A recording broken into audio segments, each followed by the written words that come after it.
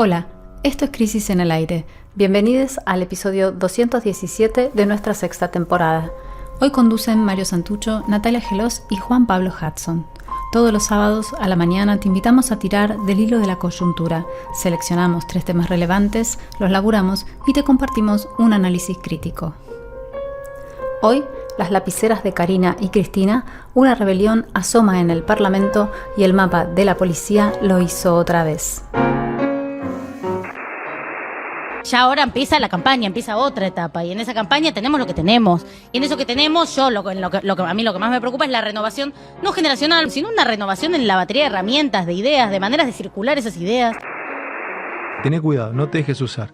Y no me importa si me usan o no, realmente yo quiero ordenar esto. Es un servicio que quiero prestar yo. ¿Pasa esto en provincia de Buenos Aires o puede pasar en Lule, Tucumán, en cualquier localidad?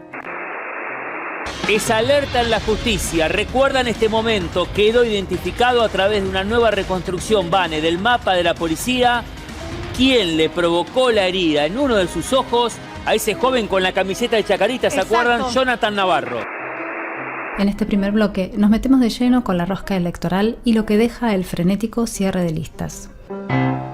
El fin de semana pasado cerraron las listas para las elecciones de medio término que tendrán lugar el 26 de octubre, el próximo 26 de octubre, y aunque no hubo grandes sorpresas en el diseño, hay mucha información sobre cuál es el nuevo panorama político que se está conformando en vivo y en directo ante nuestros ojos. En cierto modo, culmina la primera etapa del gobierno de ultraderecha y las listas son la foto resultante de una película que vimos desarrollarse durante los últimos 2 años. En este primer bloque de Crisis en el Aire vamos a meternos de lleno entonces con la rosca electoral. Vamos primero al análisis del armado oficialista, al dibujo que surgió de la lapicera de Milei, pero no de Javier Milei, sino de Karina, no del presidente, sino del jefe, como él le dice, y hay 3 elementos generales para mirar, 3 elementos que sobresalen.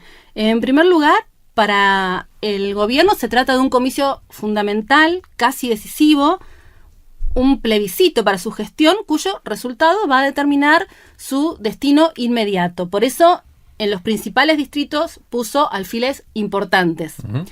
En segundo lugar, La Libertad Avanza ha decidido convertirse en un nuevo partido nacional que prioriza un espacio más identitario y propio, con lo que renuncia a construir una coalición. Y lo tercero, que eso implica justamente deglutirse al PRO, el otro partido de derecha, y disolver entonces la identidad macrista. Y efectivamente lo está logrando. Así es, Nati. Algunas observaciones puntuales que avalan esas hipótesis que acabas de plantear. 2 ministros encabezan las boletas de distritos destacados como la ciudad de Buenos Aires y Mendoza. En la ciudad de Buenos Aires, en Cava, la primera candidata a senadora es Patricia Bullrich, nada menos, ministra de Seguridad, creo que es la candidata con más intención de voto que debe tener el oficialismo. Yo creo que sí. Mientras que en la provincia cuyana está primero el ministro de Defensa, Luis Petri, ¿no? Además, en la provincia de Buenos Aires, que es la batalla clave, encabeza el ex candidato a presidente, José Luis Espert, otra figura de peso que ya hace rato que venía sonando como primer candidato en la lista de diputados nacionales.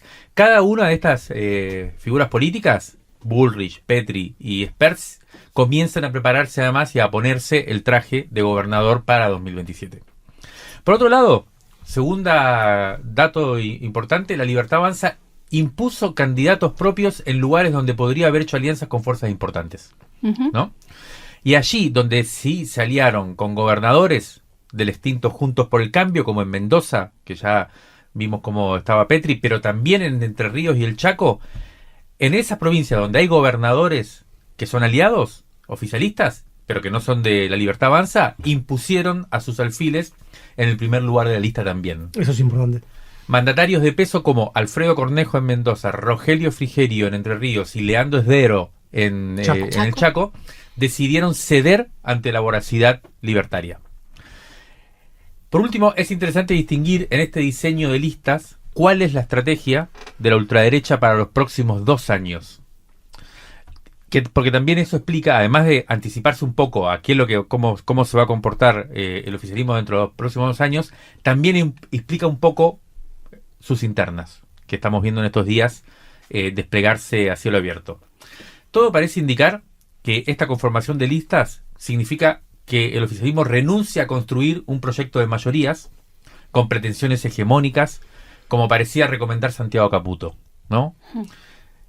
Y se concentra más bien en reunir una fuerza de choque minoritaria, pero consistente. Claro. Compacto. Cuyo objetivo es bloquear la posibilidad de daño del Congreso. Esta semana también, después vamos a hablar de eso, vimos concretamente esta disputa entre vetos y contravetos, ¿no? Concretamente lo que busca el oficialismo parecería ser garantizar la fuerza mínima que le permita al oficialismo gobernar por decreto sin que el Parlamento tenga capacidad de vetar esos decretos. Eso significa gobernar contra el Congreso y no con él. Vamos a escuchar ahora a Juan González, biógrafo de Javier Milei y uno de los periodistas que mejor conoce cómo se mueve el núcleo duro de La Libertad Avanza, a quien le pedimos que nos dé sus impresiones sobre este cierre de listas.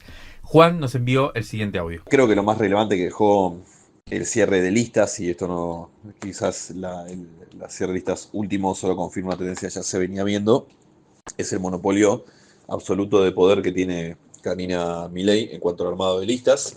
Vuelve a demostrar que es la persona más importante del gobierno.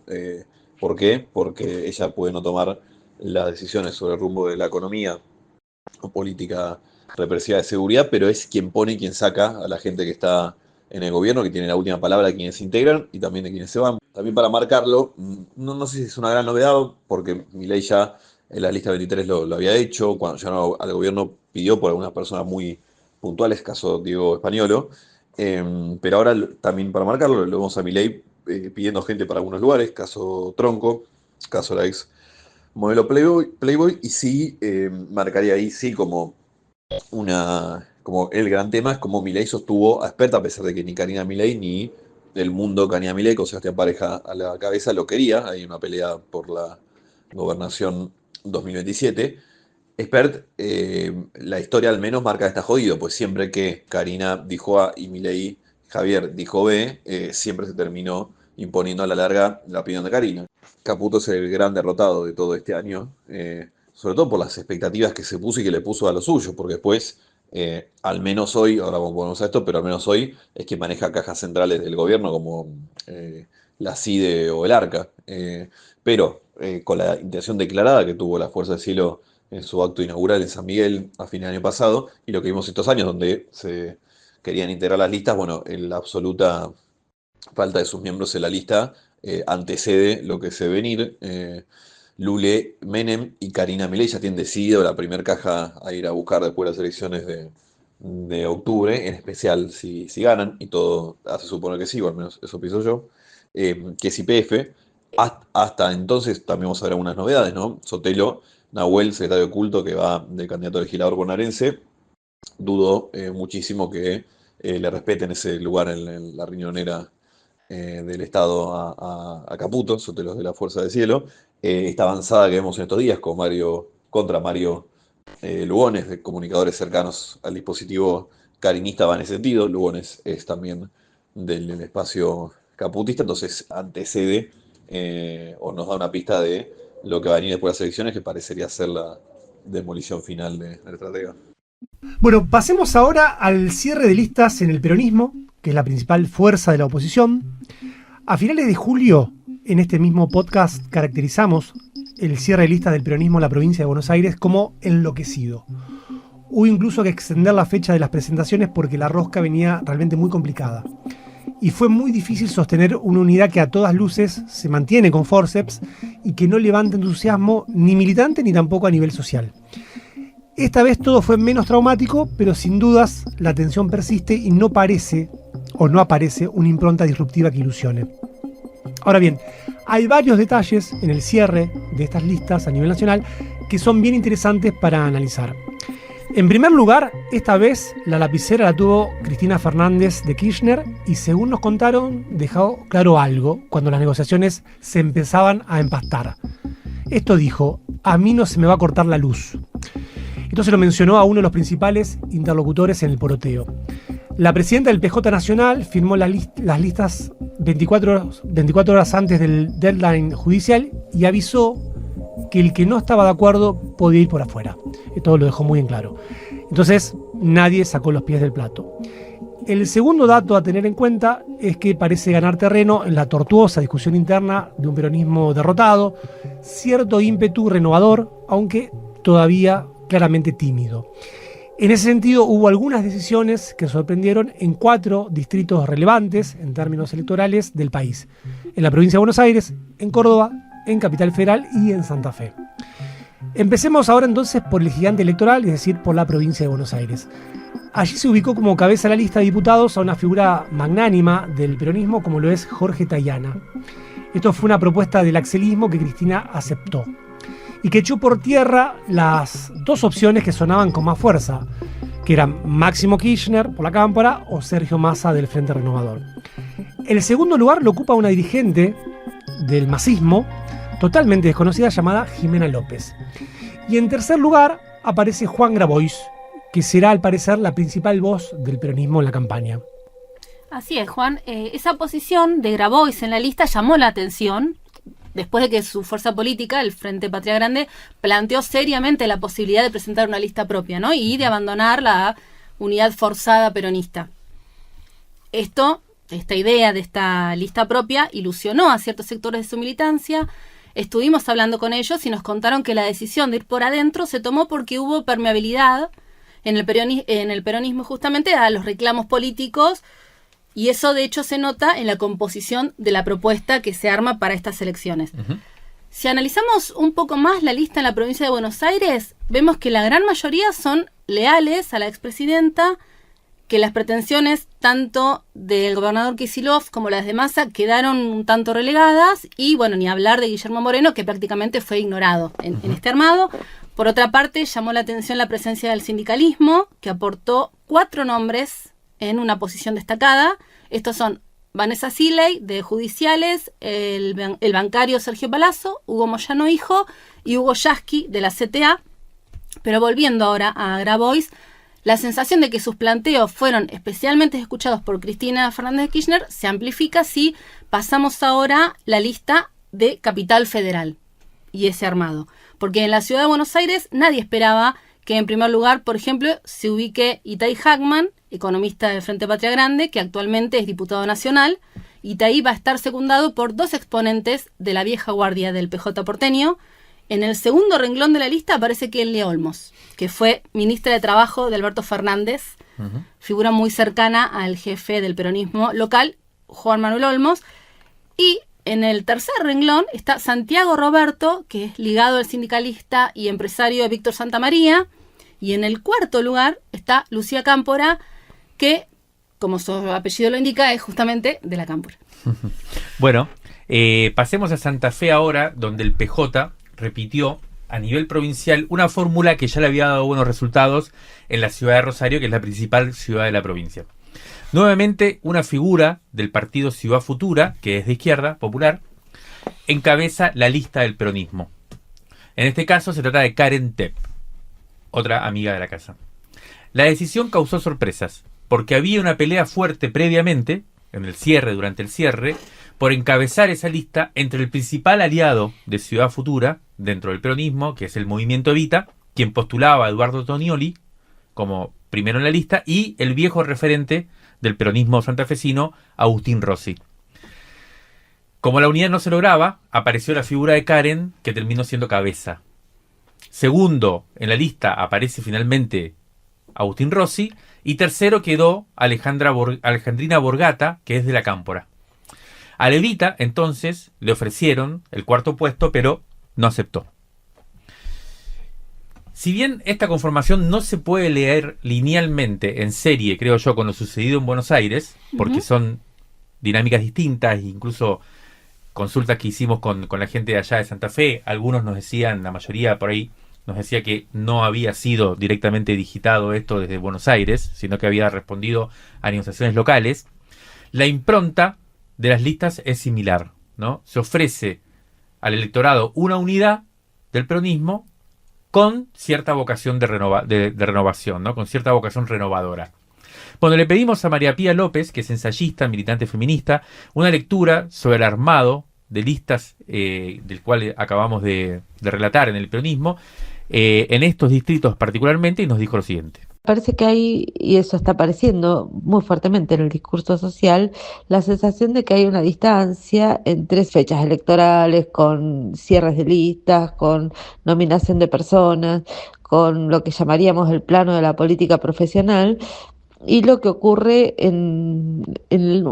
no solo entre las personas que son afectadas por la deriva negativamente, ¿no? Por la deriva que está tomando el proyecto de país, sino también por que no están, que pareciera que esas discusiones partidarias, legislativas, de la política profesional se dieran a la vera o en paralelo, no cruzándose del todo con la conflictividad social.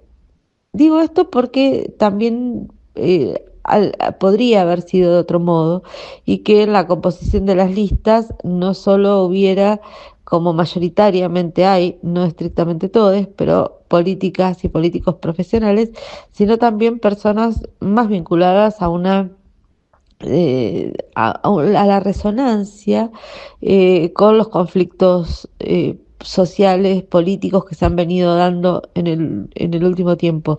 De todos modos, me parece que la otra novedad que creo percibir en el cierre de las listas tiene que ver con un acuerdo, y eso me parece más visible en Santa Fe, y también en la incorporación de Patria Grande en lugares de candidatos de Patria Grande como Grabois o Itaí Ackman, en lugares muy expectables, que es la afirmación o el reconocimiento de que sectores que no son sectores que integran el Partido Justicialista, sí entran de un modo prioritario, digamos. En el caso de Ciudad Futura, con Karen Tepe, está encabezando la lista en Santa Fe, pero me parece que pone una novedad eso,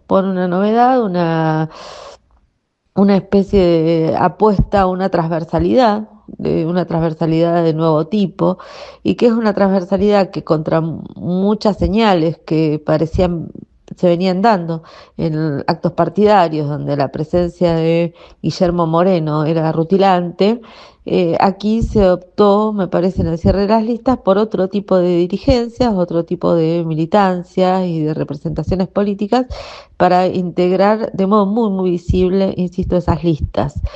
Bien, vayamos ahora a otro distrito clave como es Córdoba, porque allí sí sucedió algo que en el resto de los distritos no apareció.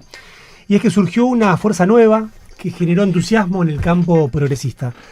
Natalia La Sota, actual diputada nacional, hija del histórico dirigente José Manuel de la Sota, rompió con el peronismo cordobesista que encabezan el actual gobernador Martín Yarlora y el ex primer mandatario cordobés Juan Schiaretti, quien al mismo tiempo decidió saltar en esta oportunidad a la escena nacional. Algo de esto contábamos hace unos 15 días en este mismo podcast. En el centro de las diferencias se ubica la posición frente al gobierno nacional de Milei, que en el caso de La Sota ha sido confrontativa en el Congreso, mientras que en el cordobesismo se mantiene en un alto grado de ambivalencia. De la Sota incluyó en su lista algo que criticaba justamente María Pía López en el caso del peronismo. Sumó referentes de colectivos que vienen padeciendo mucho al ajuste impiadoso de La Libertad Avanza. Ubicó en segundo lugar a un amigo de esta revista, Marcelo Ruiz, matemático, ex rector de la Universidad de Río Cuarto. Nosotros lo conocemos bien a Marcelo, es un tipo lúcido, un militante político muy formado y una gran persona. En tercer lugar aparece Marta Lastra, que es abogada perteneciente a una ONG integrada por madres de chicos con autismo. Veremos cómo sale este experimento, que quizás sea la principal novedad de este comicio, en términos de una apertura hacia una nueva forma de interpelar en un contexto donde prima el desinterés ciudadano. Le pedimos a Hernán Vaca Narvaja, periodista de Río Cuarto, que analice el panorama en la provincia mediterránea, y nos dijo lo siguiente. Bueno, la verdad que para Córdoba es una elección distinta, muy particular. En general, la historia electoral de la provincia en los últimos años, diría en las últimas décadas, favorece al oficialismo, que lleva un cuarto de siglo en el poder en las elecciones de gobernador, y a la oposición en las elecciones de medio término. El fenómeno Milei ha cambiado, casi diría de raíz, este escenario, porque de Juntos por el Cambio, al igual que el resto del país, en Córdoba no queda nada. Se intuye, por lo menos lo que marcan algunas encuestas, es que la polarización va a ser entre el oficialismo, que por primera vez no es ni Unión por Córdoba ni Hacemos por Córdoba, sino Provincias Argentinas, digamos, se nacionaliza el sello del cordobesismo por primera vez, y como principal contrincante La Libertad Avanza, una lista pura que lleva como primer candidato a un absolutamente desconocido de apellido Roca y a una mujer muy mística y muy extravagante de Río Cuarto, es decir, una lista que no tiene ningún plus que no sea la identificación con el gobierno de Javier Milei, que en Córdoba tiene todavía muchos adeptos. Y el otro dato disruptivo es la irrupción de Natalia de la Sota, un desprendimiento del cordobesismo, con un apellido con muchísima historia. Su padre, José Manuel de la Sota, 2 veces gobernador, además fundador del cordobesismo, el artífice del primer triunfo justicialista en Córdoba, es el retorno de la democracia, que le va a sacar muchos votos al kirchnerismo, muy desgastado, con una conducción muy cuestionada, y habrá que ver qué porción le roba también al histórico cordobesismo. Así que es una elección bien interesante, que vamos a tener en Córdoba, por supuesto inscrita en un contexto nacional, pero con estas particularidades que realmente va a ser interesante descifrar de acá a octubre. Bueno, lo escuchábamos a Hernán Bacanarvaja desde Río Cuarto, donde tiene una revista muy interesante y bueno, siempre es una consulta para los temas cordobeses, ¿no? Contarnos un poco lo interesante que pinta la cuestión ahí en Córdoba, con estas dos vertientes, ¿no? Por un lado, una nueva opción, como venías diciendo, Juan, y también la pregunta por si el cordobesismo puede efectivamente empezar a saltar a nivel nacional, por lo menos el intento. Schiaretti como candidato a diputado nacional es toda una definición en este sentido. Y podríamos seguir recorriendo algunas provincias que teníamos algunos comentarios, pero la verdad que se nos acaba el tiempo.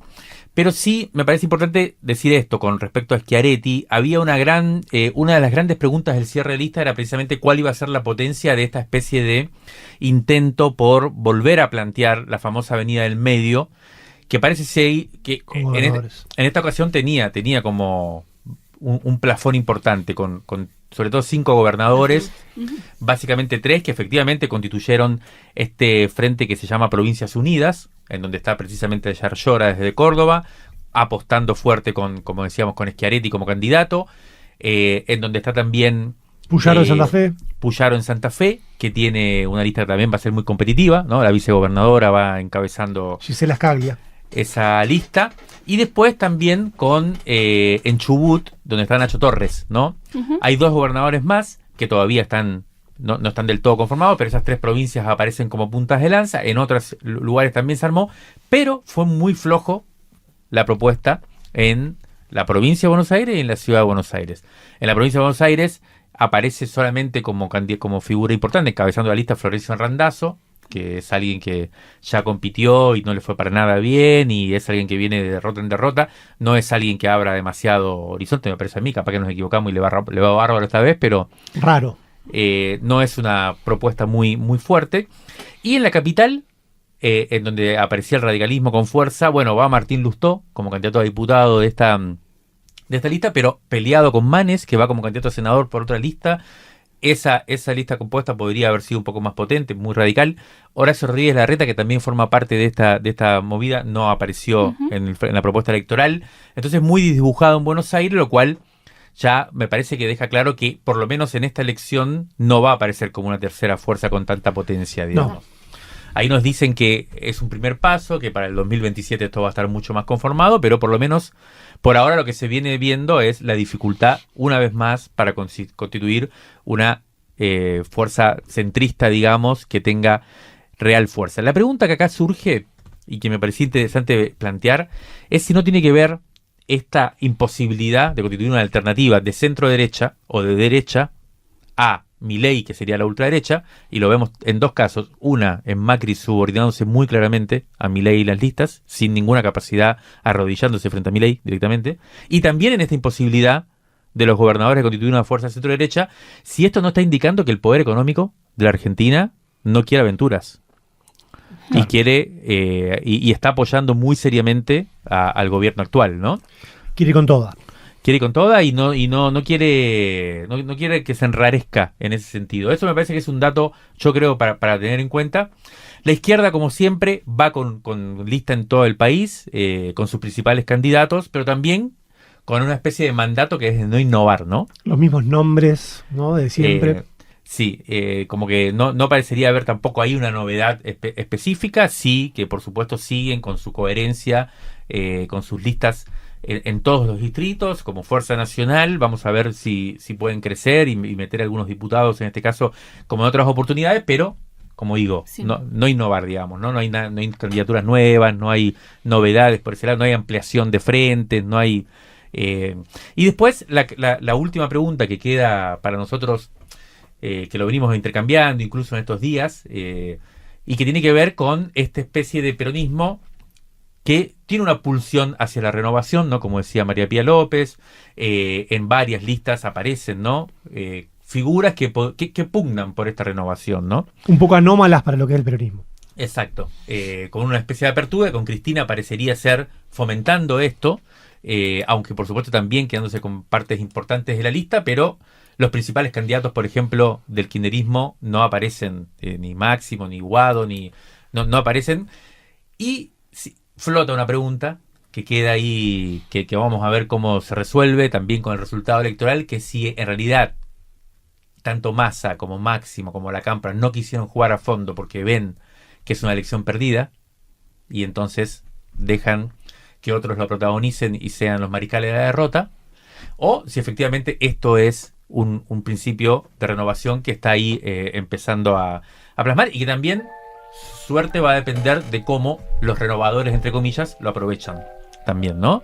Y hacen una buena performance para profundizar esta discusión. O sea, en definitiva, la pregunta es si efectivamente estamos ante una lista de renovación que empieza la renovación, o estamos ante una lista que podríamos llamar profiláctica. En esta segunda parte, miramos de cerca una semana que fue fatídica para el gobierno nacional, con el revés contundente en el Congreso y el escándalo de corrupción que le explotó en la cara. Esta semana, el gobierno libertario sufrió varias derrotas en las dos cámaras del Congreso, festejó una importante victoria en diputados y se comenzó a enfrentar al que quizás sea el mayor hecho de corrupción en lo que va de su gestión. El método de gobierno de Milei, al menos la parte que consiste en expedir vetos y decretos a mansalva, quedó seriamente puesto en duda. Decimos esto porque el jueves el Senado volteó la reestructuración de varios organismos estatales y aumentó el presupuesto universitario.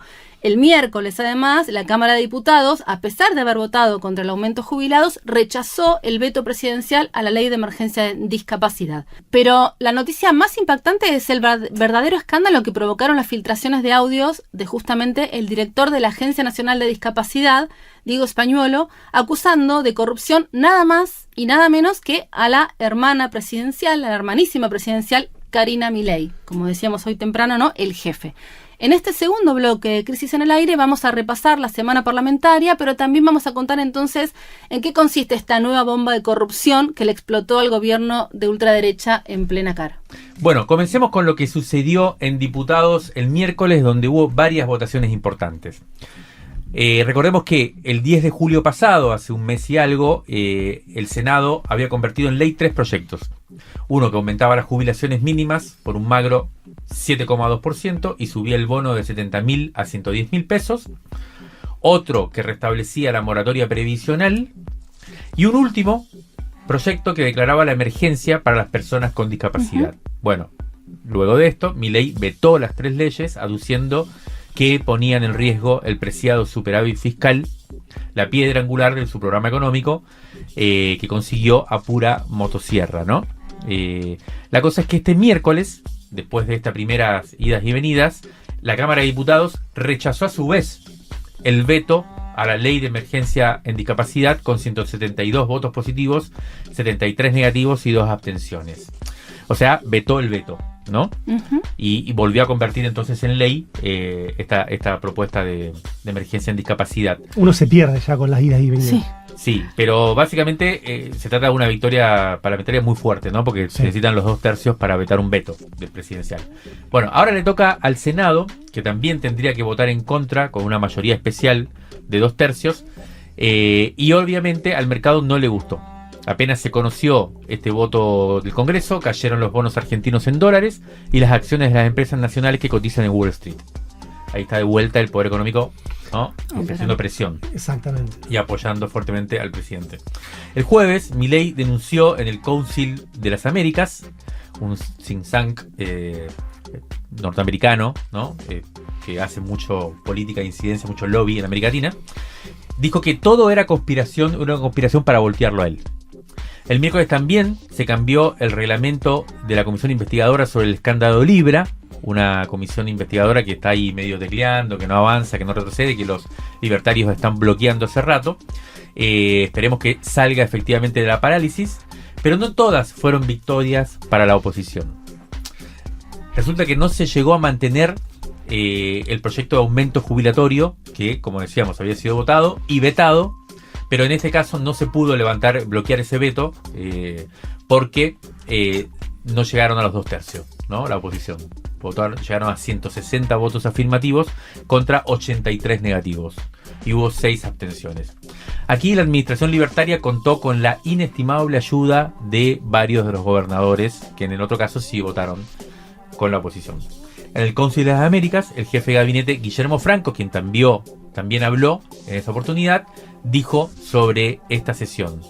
Ayer, dijo textual, ¿no? Ayer hice uso del teléfono y sacamos un empate. Bueno, así lo interpretó el jefe de gabinete, un empate. De todas maneras hay que decir que también la Cámara de Diputados aprobó el reparto automático de los recursos del Fondo de Aportes del Tesoro Nacional, de la Tesoro de la Nación, los famosos ATN, que es una caja que estaba en disputa entre gobernadores y el presidente. Finalmente también la oposición logró avanzar en ese caso.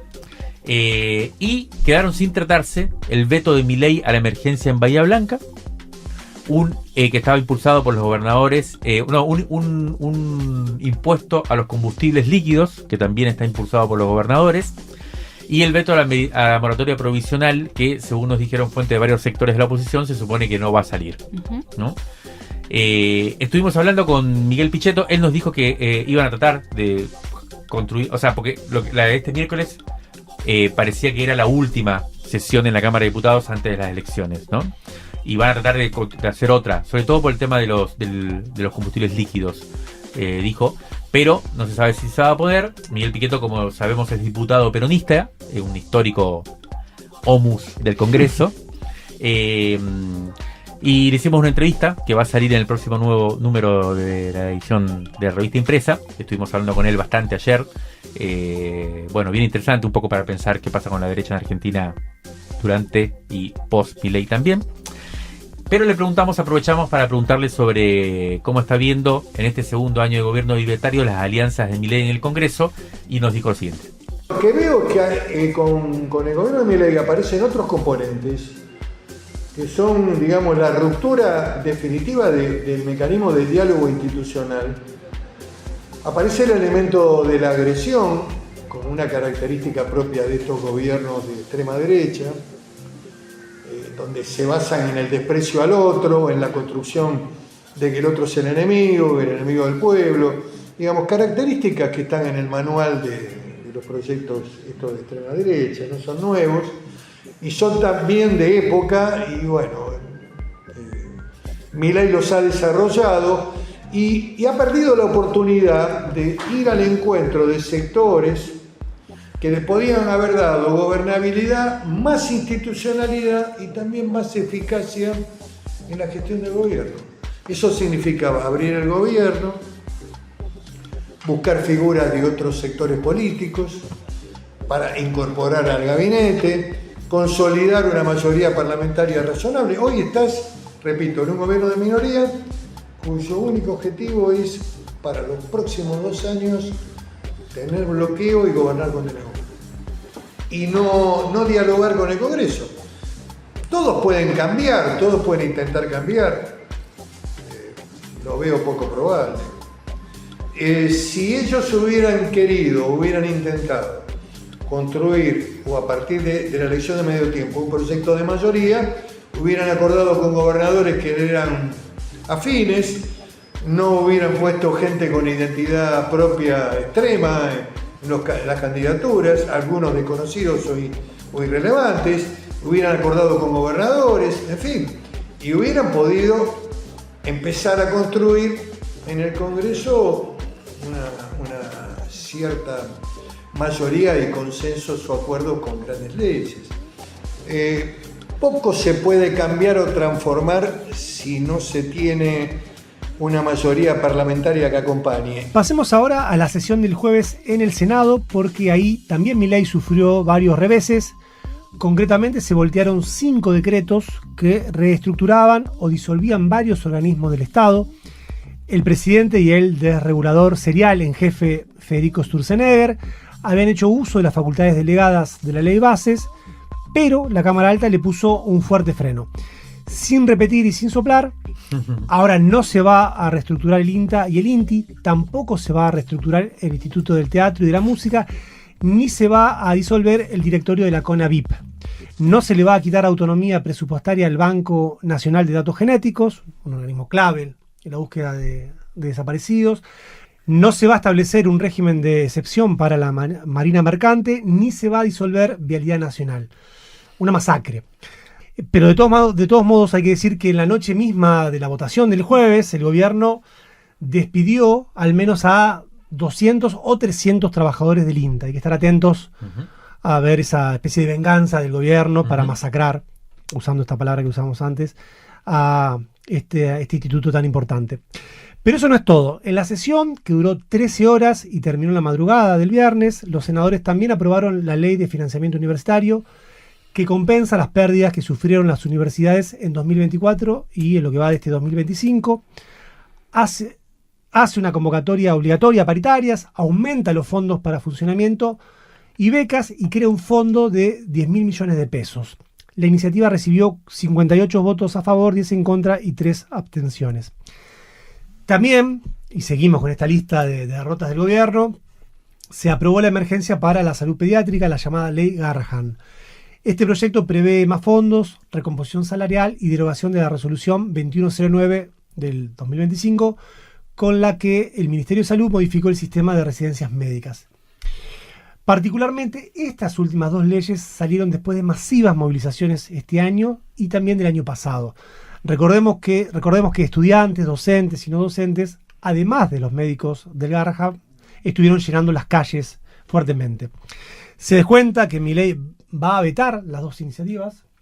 El presidente de nuevo arremetió contra los senadores con un tuit titulado "El cinismo del Senado" y los acusó de votar, citamos textual, leyes para destruir el programa económico.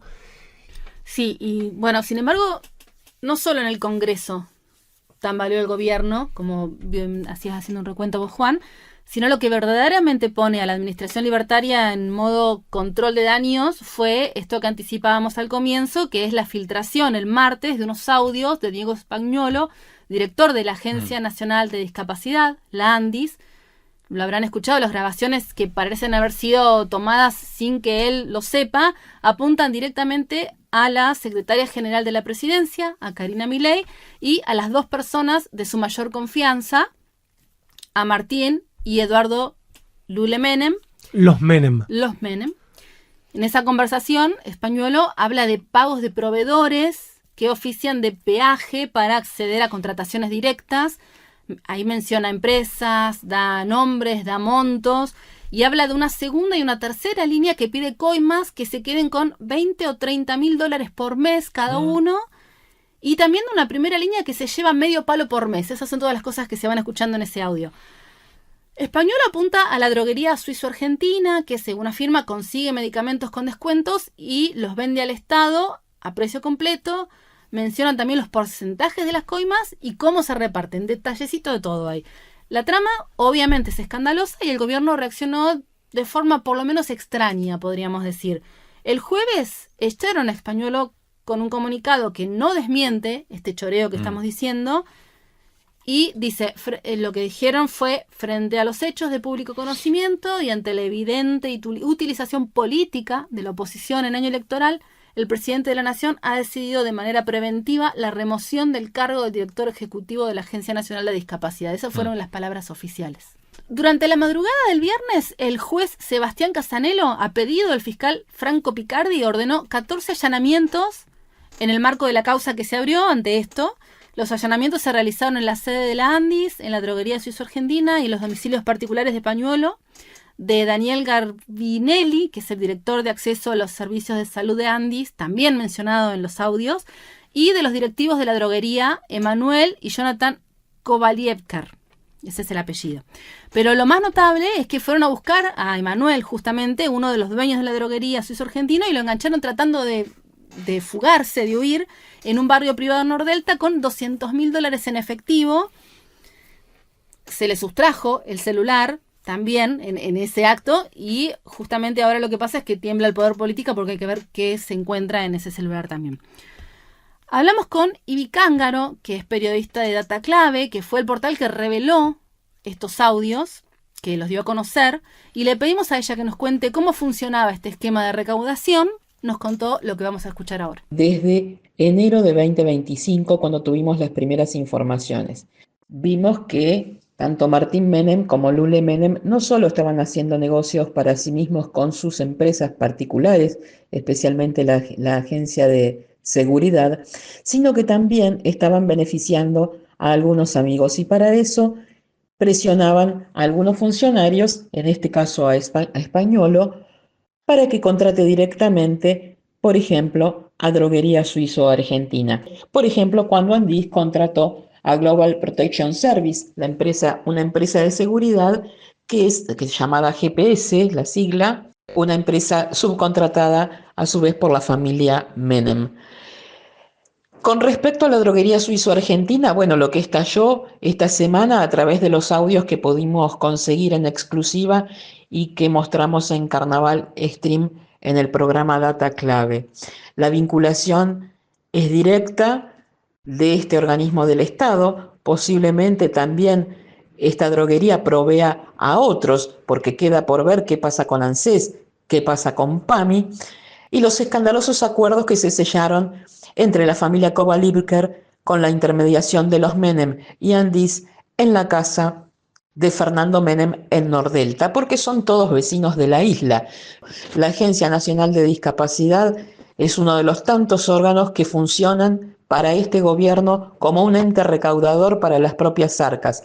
Bien lo dice Españolo, siempre funcionó un 5% de coima, estos lo subieron a un 8%. Ese 8%, también como contamos, es dinero contante y sonante, y se traduce en el 3% que le corresponde a Karina y Lula Milei en entre 500 y 800 mil dólares mensuales, solo de remedios, porque hay también otros estamentos de recaudación, internaciones, traslados y demás, y solamente de Andis.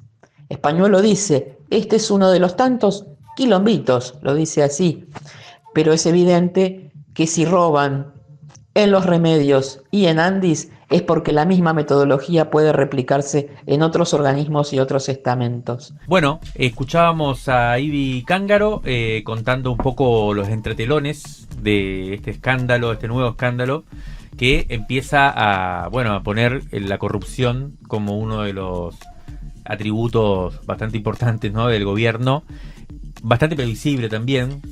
Vuelve a aparecer imágenes noventistas, ¿no?, en este caso parecido a lo del menemismo. Hay toda una discusión sobre si la lógica de la corrupción podría afectarlo electoralmente al gobierno, o si en un contexto como pasaba con Menem, ¿no?, en el cual la economía más o menos, la inflación, el consumo, más o menos consumo por ahí con el tema del dólar y demás, se mantiene, y bueno, entonces la corrupción queda como una cosa medio ad hoc.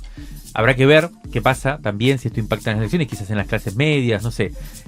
Eso es una arista de lo que vimos esta semana. Pero la otra arista que me parece que aparece con fuerza, y podríamos ir cerrando el bloque con esta idea, tiene que ver con la pelea que empieza a ser cada vez más descarnada, que no es solo en el plano electoral, ¿no? Como si fuera el plano electoral que hablamos en el primer bloque, es como la parte más visible de una pelea que se da a través de los votos y que va a tener una cita muy clave ahí en octubre. Pero esta es otra pelea que se va dando permanentemente y que empieza a escalar, ¿no? En el Congreso vemos como cada vez más hay una confrontación con, no sé, acusaciones de capacidad destituyente o no, en donde el gobierno que no cede, ¿no? Que no para, que no está dispuesto a negociar ni a nada por el estilo, bueno, avanza cada vez más. Y eso genera choques, genera encontronazos fuertes, en este caso con el Parlamento. La justicia que empieza a operar también. Pero es una pregunta fuerte, si la justicia va a empezar a intervenir ya en este segundo año, ¿no? De otra manera. Como decían, ahí mencionaban la rapidez de la justicia en este caso. Con los allanamientos. Con los allanamientos, fue muy cuestionada con el tema del fentanilo, que no apareció con tanta fuerza. Bueno, ahora aparece rápidamente, bueno, escalando con esto. Vimos también la comisión por lo de Libra, hay que ver si eso se reflota. Entonces, el Parlamento, la justicia, y hay un tercer elemento que apareció también con fuerza, que es el tema de los servicios de inteligencia, todo ese poder oscuro, que siempre es el lado B de la democracia, y que aparece en momentos también importantes como estos electorales. Se habla de la reaparición de uno de los principales espías de este siglo, digamos, Servicio de Inteligencia, Jaime Estiuso, ¿no? Que parecería estar por detrás de estos audios que emergen. En fin, empieza a aparecer un plano mucho más descarnado desde la confrontación política, como ya conocemos, y que durante estos 2 años parecían haberle dado cierta pausa al gobierno. Veremos cómo atraviesan estos ¿cómo se llama? ¿Ventarrones? ¿Ventarrones se dice? Temporales. ¿Qué quiere decir? Ah, vos decís, si no, lo del avión, cuando sí, la turbulencia. Turbulencias. La tangente es una línea de fuga para escapar de una época que apabulla con su inmediatez. Hoy, Maxi Ledesma habla sobre la reconstrucción del mapa de la policía que permitió que la justicia identificara al prefecto que le disparó en el ojo a Jonathan Navarro el pasado 12 de marzo. Bueno, como decía Flor, soy Maxi, soy parte del mapa de la policía y vengo a contarles una buena noticia que aconteció esta semana. El Juzgado Federal 1, a cargo de la doctora María Servini, identificó al prefecto que disparó contra Jonathan Navarro durante la represión del 12 de marzo pasado, contra la manifestación de jubilados e hinchas que fueron a apoyarlos. El agente se llama Sebastián Emanuel Domínguez y pertenece a la agrupación Guardacostas. Este paso judicial es muy importante y se basó en el video de reconstrucción que hicimos desde el mapa hace 2 semanas, donde logramos individualizar al prefecto, reconstruyendo los pasos previos y posteriores que realizó al disparar a Jonathan. Para ello, utilizamos como insumo principal las filmaciones de los domos fílmicos de la zona de Congreso, facilitados por la defensa de Jonathan. Pero sobre todo, la cantidad de material fílmico y fotográfico aportado por quienes se movilizaron entonces. En este video se pudo observar de forma clara que el prefecto realizó un disparo con un rifle Birna TCR, transgrediendo las propias normas de los manuales que elaboró la prefectura.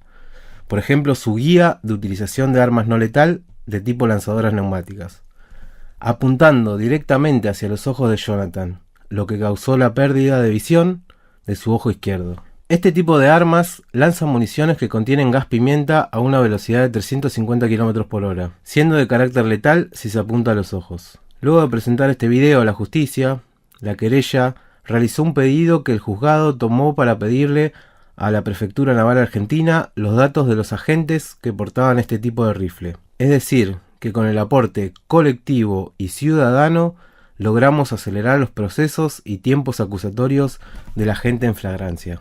El trabajo que hacemos desde el mapa de la policía ya había sido reconocido cuando identificamos al cabo Guerrero, el gendarme que disparó a Pablo Grillo, también de manera contraria a lo que indican los manuales de uso comercial y los protocolos de la propia fuerza con este tipo de armas no letales. En este caso se disparó un lanzagranadas de gas con trayectoria horizontal, cuando se indican disparar 45 grados hacia el cielo. Pablo se vio sometido a 7 operaciones y se encuentra en recuperación. La herida de este artefacto fue unos 300 km por hora. En aquel entonces nos preguntábamos, ¿se puede seguir hablando de baja letalidad si se usan de modo que atentan contra la vida?